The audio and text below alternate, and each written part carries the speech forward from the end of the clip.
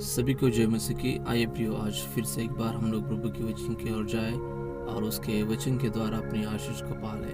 आज हम लोग लूका का सुसमाचार उसका 11वां अध्याय वचन 28 से पढ़ने वाले हैं, जहाँ पर उस प्रकार लिखा है, उसने कहा, हाँ, परंतु धन्य वे हैं जो परमेश्वर का वचन सुनते हैं और मानते हैं। पढ़ा हुआ कलाम हमारे हर एक के लिए प्रभु आशीष का कारण करे। जी हाँ प्रियो, आज हम लोग योना के बारे में देखने वाले हैं। एक योना का एक शब्द था जो था मैं नहीं जाऊंगा। जब परमेश्वर ने योना को आज्ञा दिया तो योना का शब्द था कि मैं नहीं जाऊंगा। इसलिए हम लोग योना का किताब उसका पहला अध्याय वचन 1 से 3 तक पढ़ने वाले हैं। और वहां पर जो भी हमने पढ़ा है स्क्रीन पर आपको दिखाई देगा। वहां पर हम लोग देख पाते हैं कि किस प्रकार योना के जीवन में जब वो परमेश्वर की आज्ञा को ना माना और मैं नहीं जाऊंगा इस हालात में पहुंच गया तो उसके जीवन में संकट पैदा हुआ।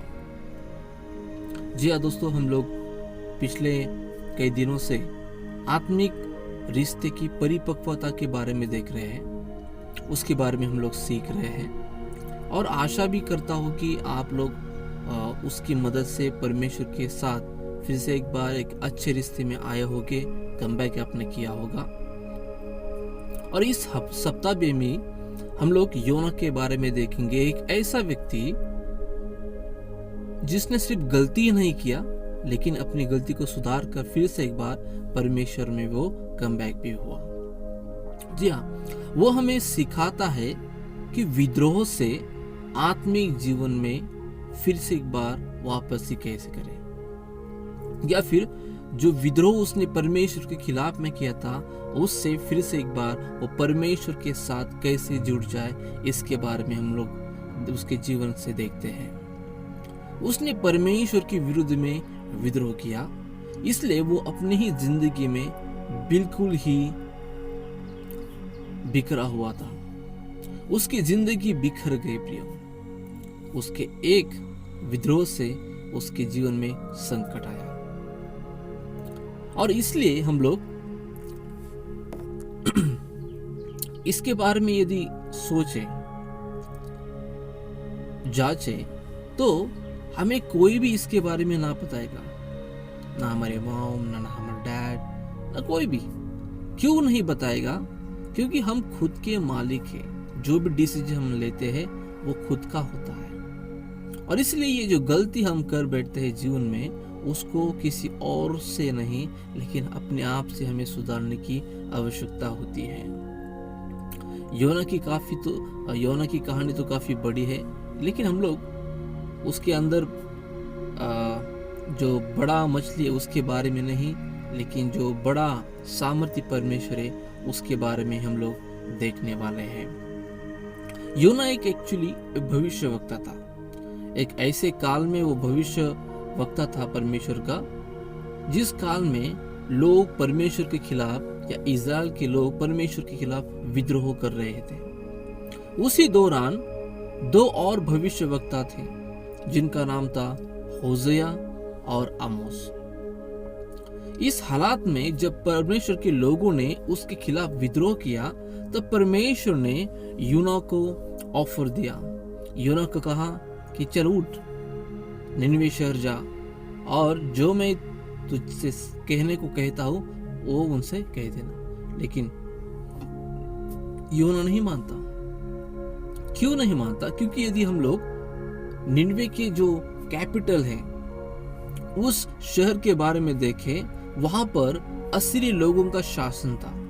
एक ऐसा शहर जिसमें खून की नदियां बहती थी। एक ऐसे लोग जो खून की नदियां बहाने में भी हिचकिचाते नहीं थे, नहीं डरते थे। और फिर जब ये बात योना को पता चली, इसलिए उसने अपने डिसीजन को चेंज कर दिया।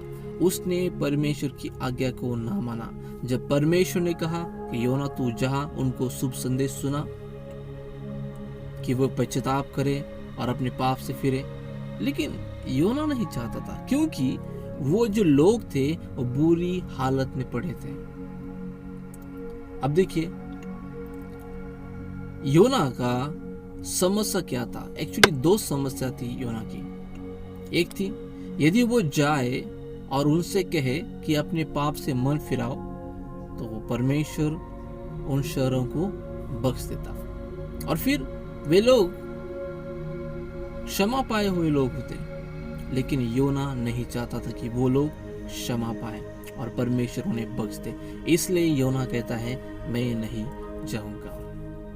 दूसरी बात, यदि योना जाता तो शायद योना को ऐसा महसूस था कि शायद वो लोग मेरी बात को ना माने, इसलिए योना वहां पर जाने से इनकार किया। जी हाँ प्रियो, एक गलत चॉइस योना अपनाता है जो बिल्कुल गलत थी। जब परमेश्वर कहता है तो उसके ही खिलाफ उसने क्या किया है, विद्रोह के तौर पर उसने नहीं जाना। क्यों? क्योंकि वो लोग बुरे थे। प्रियो, एक सवाल हम आपसे करना चाहते हैं। यदि परमेश्वर आपको किसी ऐसे व्यक्ति के साथ वक्त बिताने या सुसमाचार कहलाने के लिए या किसी की मदद करने के लिए कहे जो आपको लगता है बुरा है और जिसे आप पसंद नहीं करते, तो क्या आप जाओगे? तो आपका उत्तर उसके लिए, परमेश्वर के लिए क्या होगा? ये हमसे बहुत ही सीखने लायक एक सबक है। जी आप नफरत जब हमें उमड़ आती है तो विद्रोह परमेश्वर के खिलाफ शुरू होता है। इस बात को जरूर ध्यान में रखना। प्रभु इस वचन के द्वारा आपको आशीष दे। इसलिए तो वचन में यूं लिखा है, प्रभु यीशु स्वयं कहते हैं कि धन्य है वे जो परमेश्वर का वचन सुनते हैं और मानते हैं।